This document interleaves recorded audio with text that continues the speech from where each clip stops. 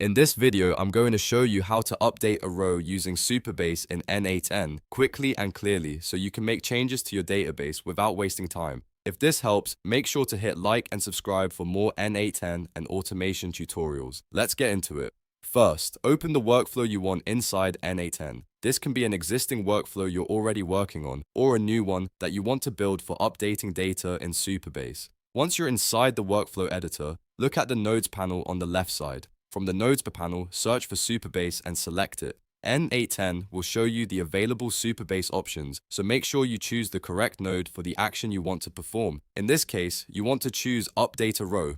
This is the action that lets you modify existing data inside your Supabase table.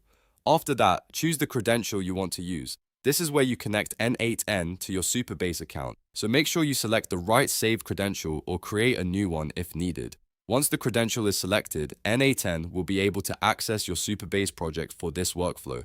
Now it's time to configure what you want to update. Select the table you want to work with, then define the row you want to change. Usually that means setting the filter or matching the record by an ID or another unique field. After that, fill in the values you want to update in that row. You can change one field or multiple fields depending on your workflow. Take a moment to double check your mapping and make sure the correct data is being passed into the right columns. This is especially important if your workflow pulls values from earlier nodes. Once everything looks good, save the node and run the workflow to test it. If the setup is correct, N8n will update the selected row in Supabase with the new information automatically. That's all it takes to update a row using Supabase in N8n. If you found this useful, please like the video and subscribe for more simple automation guides like this one.